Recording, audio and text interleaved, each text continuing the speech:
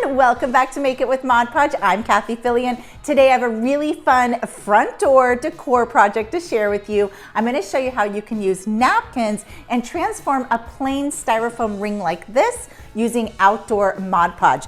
I love this formula for this because it's going to make your project weather friendly. All right, let's dive right on in, and beginners, you're in luck because this is a super easy project to do. The first step is painting your wreath with some chalk paint. I love this Folk Art Home Decor chalk in white, and we want to paint it a light color so that the color of our napkin pops. And then we are going to separate the plies of our napkin. I'm just using the top printed ply. I'm going to go ahead and cut this napkin into small sections, just small strips. Now for this project, I am using the outdoor formula of Mod Podge, and that's going to make it very weather friendly. So we're going to just go ahead and add the Mod Podge directly to the wreath, and then start with one of the strips. And you can see that I'm top coating just to hold it down, and then I'm gonna work my way all the way around the wreath. Now I'm not gluing them to the back yet. I'm gonna let the front section dry first, and then we'll do the back section.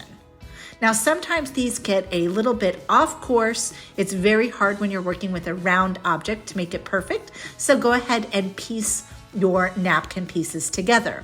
So for this project, an all over design works best because it does sort of end up like a patchwork.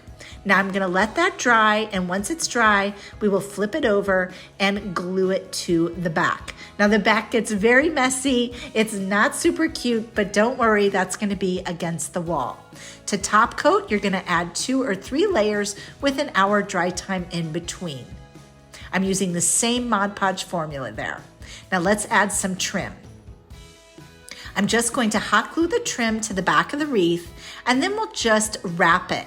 Now I went with this big jumbo rickrack because I love this sort of vintage Americana look, but you could use any kind of trim that you wanted to.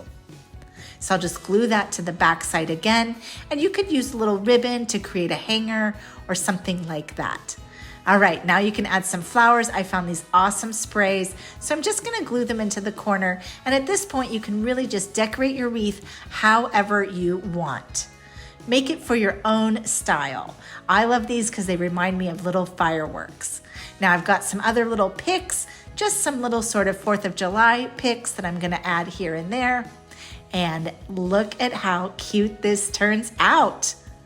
So next time you see some of those holiday napkins, you can make a wreath with them.